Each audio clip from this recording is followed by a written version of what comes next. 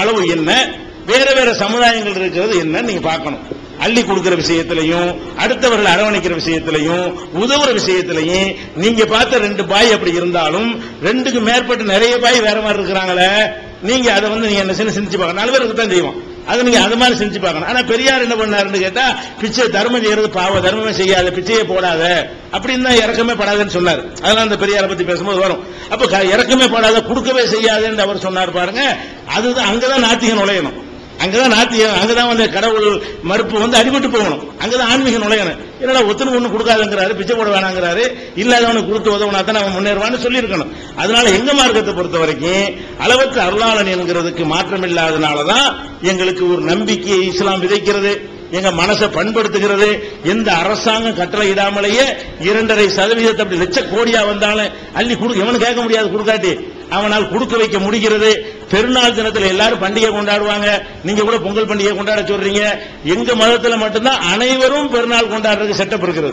ஒரு பண்டிகை நாங்கள் கொண்டாடுறோம் சொன்னா அனைவரும் அதை கொண்டாட வேண்டும் என்பதற்காக கட்டாய தர்மத்தை உண்டாக்கி, எங்க வீட்டில் இருக்கிற மாதிரி தான் ஒரு ஏழை வீட்டிலும் இருக்கும், ஒரு வீட்டில் கூட பட்டினியா இருக்க மாட்டாங்க. இப்படி எந்த ஒரு காரியத்தை எடுத்துக்கொண்டாலும் இன்னும் நபிகள் நாயகம் உண்டாக்கின அந்த புதிய பொருளாதாரத்தின் மூலமாகத்தான் பெரிய உலகத்தில் இல்லாத ஒரு பெரிய புரட்சி ஏற்படுத்தி காட்டினா. என்ன புரட்சி?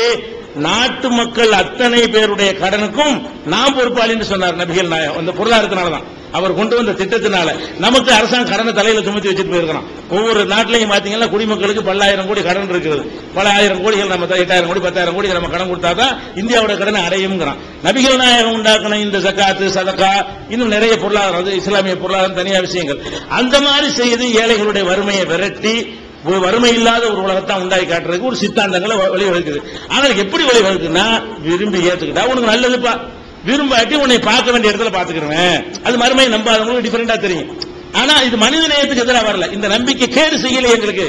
நீங்க சொல்லுமா அளவற்ற அருளாளன் இருக்கிற மாதிரி நிறைய வாரி வாரி வழங்கக்கூடியவங்கள நாங்க தானே இருக்கிறோம். யாரை விடவும், எந்த சமுதாயத்தை விடவும் வாரி வாரி வழங்குறது நாங்க தான் முன்னில் நிற்கிறோம் என்பதை நீங்களே நெஞ்சில கை வச்சு பார்த்து அறிந்து கொள்ளலாம். முஸ்லிமாக இல்லாத மற்ற சகோதரர்கள் சொல்லுவாங்க, உங்க சமுதாயம் தூக்கி விட்டுருவீங்க, கவனிச்சிருவீங்க, நிப்பாட்டிடுவீங்க அப்படின்னு சொல்ற அளவுக்கு எங்களுடைய நிலைமை இருக்கிறது. அஸ்ஸலாமு அலைக்கும். 2 கேள்வி. ஒன்று டாக்டருக்கு. டாக்டர் பரிணாம தத்துவத்தை பத்தி சொல்லும்போது, குரங்கு பழங்களை பறிப்பதற்காக கைகளை உயர்த்திய காரணத்தினாலதான் கை நம்முடைய கை மாதிரி வந்துச்சு அப்படின்னு மரத்தை பிடிக்கிறதுக்காக அப்படின்னு சொன்னீங்க. குரங்கு மரத்தின் மீது தாவக்கூடிய ஒரு விலங்காகவே இருக்கும்போது அது பிடிக்க வேண்டிய அவசியம், பறிப்பதற்கு முயற்சிக்க வேண்டியது ஒண்ணு இல்லை. இன்னொன்னு, இந்த காலகாலமாக ஒரு இனம் இந்த பனைமரம், தென்னை மரங்கள்ல ஏறி ஏறி தேங்காய் போட்டுருக்காங்க, பனைமரம் போட்டுருக்காங்க. பல 100 ஆயிரக்கணக்கான வருஷமா அப்படி ஒரு இனமாவே இருக்குது நம்ம ஊர்ல கூட. அப்படி இருக்கிற அந்த மக்கள் குரங்காகவே இருந்திருந்தா தேங்காய் போடுறது சௌரியமா இருந்திருக்கும். இல்லாம ஏன் மனுஷனா மாறினவனாவது அந்த முயற்சி செஞ்சு வளர்ந்தாவது இருக்கலாம் மரத்தினுடைய உயரத்துக்கு. அதுவும் வளரல. இன்னைக்கு வரைக்கும் அவன் தத்தி தான் ஏற. இப்ப கூட கேரள அரசாங்கம் ஒரு 10 லட்சம் ரூபாய் பரிசு அறிவிச்சிருக்காங்க. மிஷின் கண்டுபிடிச்சா, யாராவது அந்த மரத்தை தேங்காய் பறிக்கிறதுக்கு மிஷின் கண்டுபிடிச்சா ஏன் மனுஷன் வளரல? இது உங்களுக்குரிய கேள்வி. முடிச்சுக்கீங்களா? அதாவது மரத்துல ஏன் தொங்க மாட்டாம கிளிங்கிங் ஆக்ஷன் இல்லைன்னு கேட்கிறாரு. அப்ப இருக்கிற மாபெரும் மரங்கள் குரங்குகள் மரத்திலே வாழும். அதாவது மரத்தை தொங்கிட்டு தூங்கும். இவல்யூஷன் பார்த்தீங்கன்னா பெரிய பெரிய மரங்கள்ல தரையில வர வாய்ப்பே இல்லை, தொங்கிட்டு மரங்கள் தூங்கும். இப்ப எப்படி வவ்வால் தொங்கிட்டு தூங்குதோ அதே மாதிரி தொங்கிட்டு தூங்கும். வெறும் காலை வச்சு ஜம்ப் பண்றதுக்கு மட்டும் இல்ல, அது கையும் கால்களும் ஒரே செயல்களை சேர்க்கிறதுக்காக தான் உங்களோட முயற்சி. 2 இவர் சொல்ற பனை மரத்துல ஏறினா ஏன் அவர் குரங்காவே இருந்திருக்கலாமே அப்படின்னு சொல்றாரு.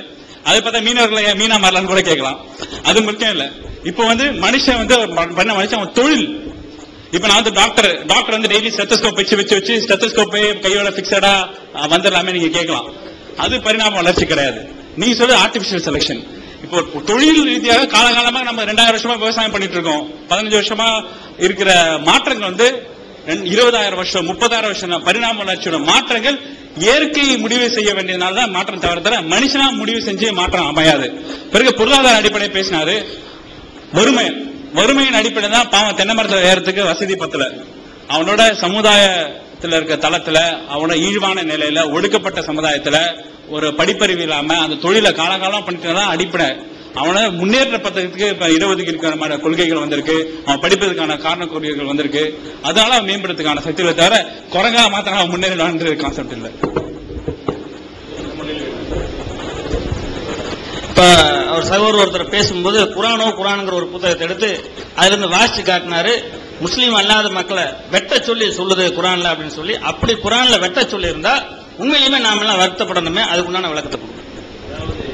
முஸ்லீம் அல்லாதவர்களை அதுல வெட்ட சொல்லல, என்னை ஏற்றுக்கொள்ளாதவர்களை வெட்டுங்கள், துண்டு துண்டாக வெட்டுங்கள், கண்ட இடத்தில் வெட்டுங்கள்னு எழுதியிருக்கு. முஸ்லீம் அல்லாதவர்களை அதுல சொல்ல நீங்க சொல்லக்கூடாது. அவர் கேட்டாரு, நான் சொல்லிடுறேன், நீங்க வருகிறேன். அதாவது அவரை என்ன மாதிரி சொல்லியிருந்தாலும் சரி, அது முழுமையானது கிடையாது. குரான்ல என்ன சொல்லப்படுது என்பதை அது தொடர்பான அனைத்தையும் தொகுத்து வச்சுதான் என்ன செய்யணும், புரிஞ்சு கொள்ளணும். ஒரு வார்த்தையை மட்டும் வச்சுக்கிட்டு என்ன செய்யக்கூடாது, அந்த கருத்து கொடுக்க கூடாது. குரான்ல என்ன இருக்குன்னு கேட்டா, அவங்களை வெட்டுங்கிற கருத்து இருக்கிறதோட அதை தொடர்ந்து யார் உங்களோடு யுத்தம் செய்ய வருகிறார்களோ அவர்களை வெட்டுங்கள், வரம்பு மீறாதீர்கள், இப்படிதான் குரான்ல இருக்குது.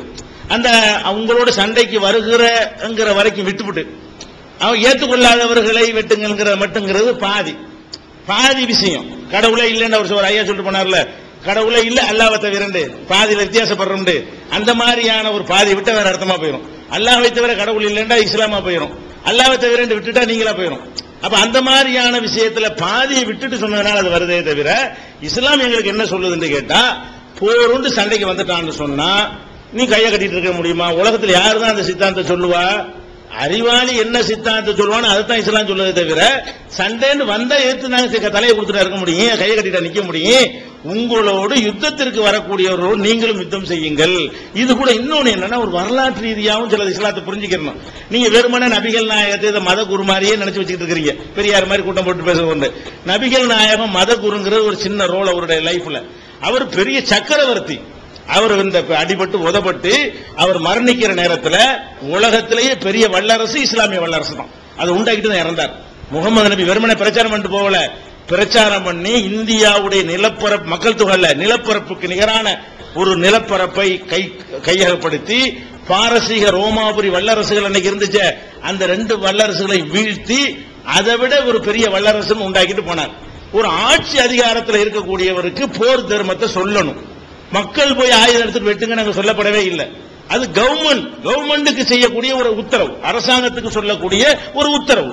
அரசாங்கம் நீங்க நடத்துறீங்க, எதிர்த்து சண்டைக்கு வருவான், பெண்கள் இருப்பாங்க, குழந்தைகள் இருப்பாங்க. ஒரு அரசாங்கம் அவங்களை பாதுகாக்க கடமைப்பட்டிருக்கிறீங்க.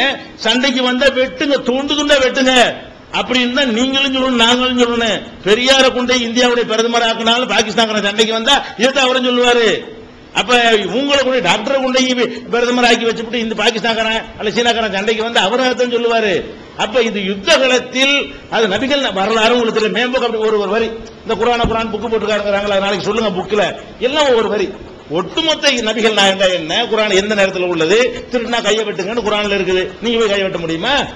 அரசியல் சட்டத்தில் அது கொண்டு வரணும்னு இஸ்லாம் சொல்லுது. ஒரு கவர்மெண்ட் உண்டாகும் பொழுது செய்ய வேண்டிய காரியம். ஒரு அரசாங்கம் என்ற வகையில் சண்டைக்கு வரக்கூடியவர்களை எதிர்த்து சண்டை செய்யுங்க, அது லிமிட் தாண்டாதீங்க என்று சொல்வது அற்புதமான ஏற்கத்தக்க அறிவுபூர்வமான போர் நெறியா, பேதிகாரத்தனமா, இது வன்முறையா? இதை வச்சுக்கிட்டு வெடி கொண்டு வைக்கிறேன்னு ஒரு கிறுக்கன் சொன்னாண்டா அதை ஆதாரம் எடுத்து காட்டலாமா? அவனும் விளங்காம இந்தியாவோட சொல்லியிருக்கான் ஒரு கிறுக்கன், அவனும் அதை நினைச்சுக்கிட்டு போகணுங்கிற ஒரு ஆள் எழுதி. அதனால நாங்க பழைய காலத்துல படிச்சு அந்த புக்கான் தான் வாங்குறது பார்த்தேன். இதெல்லாம் படிச்சு கரைச்சு குடிச்ச உருப்படியான வாதமும் இல்ல, எல்லாம் துண்டு துண்டா பாதியா எடுத்துக்கொண்டு என்ன செய்யறாரு அவர் அந்த புஸ்தகத்தில் பேசி இருக்கிறார். அதன் அடிப்படையில் சொல்றீங்களே தவிர இது யுத்தங்களை இந்த வசனம் அப்படி காத்தில் உள்ளதீன காத்தில் உனக்கும், உங்களோடு சண்டைக்கு வருபவர்கள்